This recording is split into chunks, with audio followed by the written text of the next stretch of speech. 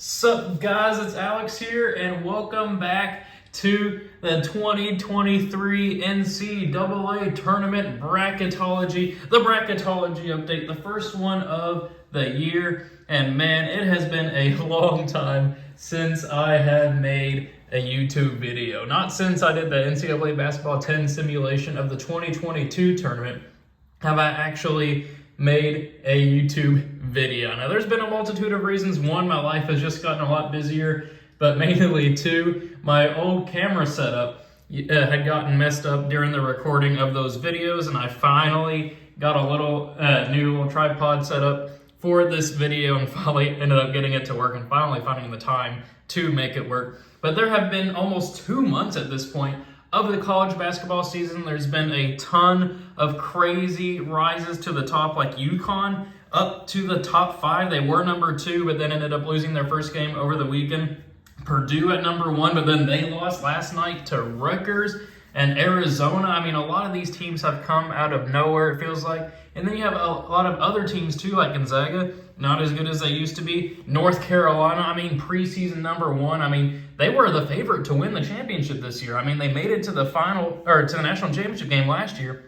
And now, I think they're number 25 now, but they were unranked at one point, going from number 1 to unranked. They had a 4-game losing streak at some point. Duke isn't as good as they usually are. I mean, my Kentucky Wildcats, I hadn't mentioned them. They are not as good as they usually are. They were a preseason favorite to win it all too, but obviously they're unranked. They don't have a good quality win right now. Their best win was against Michigan, which isn't saying much at this point, but crazy things can happen. You never know. I mean, we only have one college basketball team right now left that is undefeated, and that is the New Mexico, I want to say Lobos. They are, I think, number 21 in the nation right now. They are putting together a good resume right now. I mean, College of Charleston, I think they're ranked number 23 in the poll. It has just been a crazy college basketball season. There's been upsets galore. There's been teams that have been losing to teams that they should not have. I mean, Iowa lost, I can't remember who they lost to, but it was like a 30-point underdog, and then they ended up coming back and actually winning. Iowa's another team that people had expectations for in the preseason that are just no longer there. It's been a crazy season right now, but I am finally back to making bracketology updates. I should be able to make them about twice a week, I think is when Joe Lunardi uploads them now. So I'll be trying to stay as close as I can to the upload schedule now. So let's go ahead and kick it off with the bracket watch. Top overall seed, I mean, it's Kansas. I think they fell to like number 7 or 8 early in the season, but they are just stacking wins on wins. Bill Self knows what he's doing right there. Had to come back from behind there. They were down by 15 to Oklahoma State on Saturday, but ended up coming back and winning, surviving that crazy last play. And there's Oklahoma State there, the last team in, putting together a quality loss if there ever is one. First team out, as you can see, Florida Atlantic. I mean, who thought Florida Atlantic would be anywhere close to being a bubble team for the tournament right there? On the bubble, taking a look at the last 4 byes, we have Michigan State, which is a team that went from, that people had no expectations for in the preseason. Ended up, I want to say they beat Gonzaga, they beat Kentucky, or at least gave Gonzaga a really good game. I can't remember at this point, this was 2 months ago. But that's a team to keep your eye on if they can finally pull it together. Providence, Rutgers, as I mentioned, just beat Purdue last night. And then we have Oklahoma. Last 4 in are Penn State, Utah, Utah State, and Oklahoma State. Then we have, in the first 4 out, Florida Atlantic, LSU, who plays Kentucky, I think actually right now, maybe at 8 o'clock, I can't remember when they actually play, Texas Tech, and Arizona State. Then the next 4 out are UCF. Sam Houston, as you can see right there, are at-large candidates, which is just crazy to say. And then we have NC State and USC. USC just can't put it together this season. They are in the next 4 out, 8 teams out of the playoff, or out of the tournament. So taking a look at the bracket right here, I'm not going to go through all of the movement and stuff like that because I haven't been making bracketology updates to see what has actually gone up and gone down. But just scrolling through here, just seeing some random highlights. North Carolina, as I mentioned, down to a 6, not looking too good. UCLA looking strong as a 2. New Mexico, as I mentioned, only undefeated team left, up to a 7 now. Over in the West, we have Arizona looking strong. Illinois was a team that a lot of people had high preseason expectations for. Then I think they've lost like 4 games or whatever, but haven't really looked competitive. It's just been really weird to watch them this season. Then we have Iowa State up to a 5. Utah and Utah State playing in the play-in game right there, which is crazy. Auburn now to a 7, and Houston as a 2. They were number 1, I think, at some point. And then we have Purdue, Zach Edey looking like the player of the year right now at that #1 spot. Kentucky, as I mentioned, down to an 8 projected seed, not looking good. Missouri having a really good season. They've only lost one game. I think it was to Kansas too. But since then, they knocked off, I want to say, Illinois and then beat Kentucky, both by double digits. Absolutely crazy.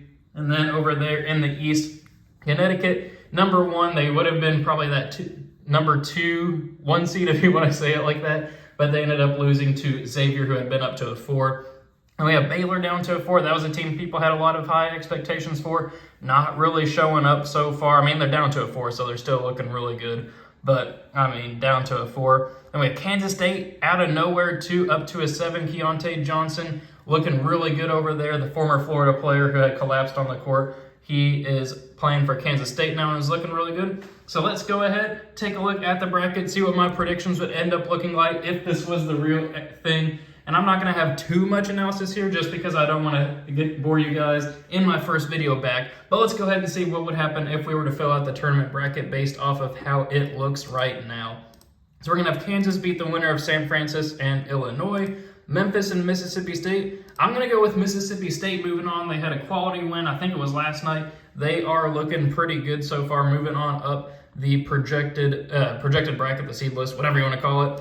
We're going to have Wisconsin beat Kent State. Xavier beat Oral Roberts. And then I'm going to have my first upset pick here. And I mean, Penn State is no joke at all. They also beat Illinois. I think they destroyed Illinois at Illinois. And I'm going to go with Oklahoma State beating Penn State and then upsetting the preseason favorite North Carolina. So then we're going to have Arkansas moving on past Cornell. New Mexico, the Lobos, moving on past Oklahoma. And then UCLA advancing on past Norfolk State.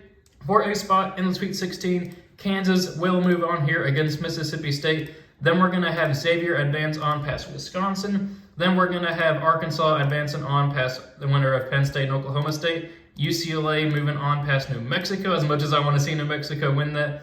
We're going to have Kansas here moving on past Xavier, along with Arkansas moving on past UCLA. Then we have a battle of Kansas versus Arkansas in the Elite Eight. They just played a bowl game, actually. And I am going to go with 3-seed Arkansas advancing on to the Final Four out of this region, knocking off the #1 overall seed there in Kansas and moving on to the Final Four as a 3-seed. So we'll move down here to the bottom left regional. Purdue will advance on past the winner of Northern Kentucky and Nicholls State. Kentucky, I do think, will be able to move on past Creighton. Creighton's another team that's disappointed so far this year. Marquette will move on past UAB along with Duke over James Madison. Then I'm going to go with Rutgers pulling off the upset here over Missouri. No disrespect to Missouri, but Rutgers just beat the #1 team in the nation, and they have some quality wins. I'm going to go with Rutgers, the Scarlet Knights advancing on there. Texas will beat Indiana State. Then I'm going to go with Ohio State here, moving on past Providence, and then Tennessee in a rematch of last year, I believe, first round. Tennessee beating Longwood. So then first spot in the Sweet 16, man, this matchup here, if Kentucky was firing on all cylinders, I think that they could beat Purdue by the time March rolls around. But, I mean, with the way they're looking right now, if I pick Kentucky there, I'd be considered a homer. And I can't pick Kentucky to move on there. You got to go with Purdue moving on. But then Marquette and Duke, I'm actually going to go with Marquette advancing on there 5/4. Marquette with Shaka Smart have looked pretty good this season. Duke just hasn't pulled it together lately. I think they've lost to Wake Forest, and I think one other team in ACC play. I want to say maybe like Virginia Tech. I'm not 100% sure on that one, but they just haven't looked like Duke without Coach K there. Then we're gonna have Rutgers versus Texas. I really want to pick Rutgers to upset Texas. And you know what? I'm gonna do it. I am going to pick Rutgers upsetting Texas and moving on to the Sweet 16 as an 11 seed, along with Tennessee moving on past Ohio State. And I realize I just spelled Ohio State wrong. It says Ohio State. Then first spot in the Elite Eight, we're going to have Purdue advancing on past Marquette. Then Tennessee advancing on past Rutgers. And then a rematch of that crazy it was Sweet 16 game. Purdue and Tennessee. I was there live, but there's a vlog from it that's up on my channel if you haven't seen it before. Purdue versus Tennessee, running it back from a few years ago. But I am going to go with Purdue advancing on to the Final Four. So then we'll stay down here in the bottom right regional. Connecticut will advance on past Grambling State. Virginia Tech will fall to San Diego State. I think the Aztecs will move on there. Indiana will beat Rick Pitino and the Iona Gales, I think are what they are. Then we're going to have Baylor moving on past Liberty. Charleston, I'm going to go with the upset there over West Virginia. Virginia advancing on past UMass Lowell. Kansas State, I do think will beat Maryland, and then Alabama will beat UNC Greensboro. Then for a spot in the Sweet 16, we got Connecticut moving on past San Diego State. Indiana advancing on past Baylor. Virginia pulling off the victory there over Charleston, and then Alabama over Kansas State. Then for a spot in the Sweet 16, or in the Elite Eight, we're going to have Indiana with Trace Jackson Davis upsetting Connecticut there to advance on to the Elite Eight. The 5-1 upset. Usually there's not a 1 seed that makes it to the Elite Eight, and I think it's going to be UConn right now.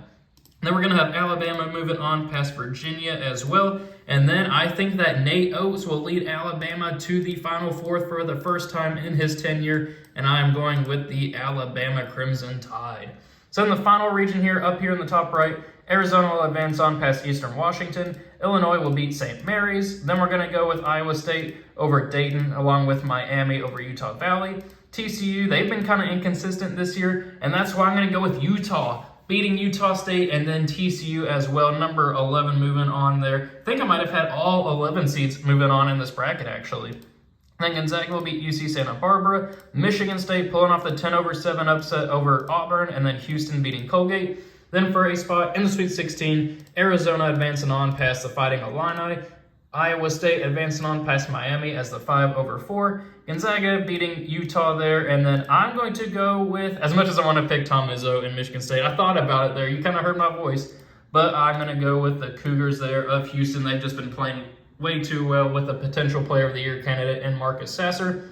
Then for a spot in the Elite Eight, we are going to have Arizona moving on past Iowa State. And then we are going to have the Fighting Mark Fuse of Gonzaga moving on past Houston. But then for a spot in the national championship, I think it's going to, or in the Final Four, it's going to be Gonzaga advancing on there as the 3 seed. So right now in my Final Four right here, we only have one number 1 seed there in Purdue. We have 2 teams from the SEC. We have Gonzaga, who always seems to make it to the Final Four, but then never win it all. And then we have Purdue, the number 1 team in the nation right now, with the Player of the Year contender in Zach Edey. So then for a spot in the national championship game, Purdue versus Arkansas, I am going to go with Purdue. The Boilermakers advancing on to the national championship game. Gonzaga versus Alabama, I'm going to go with Gonzaga there moving on. And then in the national championship, Purdue, the Boilermakers having one of the best seasons in program history versus Gonzaga, who's never won the national championship before. And you know what? I'm going to do it. I'm going to have the Fighting Mark Fuse with Drew Timme. They haven't had the season that they usually do to this point. I think they even fell to like number 19 in the nation at some point. But I think by the time March rolls around, they will move on and have their machine well oiled and get to the point to where they win their first championship under Mark Few and in Drew Timme's final season. So there we have it. I have Gonzaga winning it all here as a 3 seed. Let me know your reactions to my predictions and let me know your own in the comment section below. I'm very interested to see what you guys have to say to this point for the season. I know I've missed out on 2 months of it, so I'm very interested to hear what you guys have to say. Thank you guys for watching. Hope you enjoyed it. Thanks for sticking around too. I know it's been a while since I've uploaded a video. Really appreciate you guys sticking around and watching the video, leaving a like, comment, subscribing, all that fun stuff. So I will see you all later.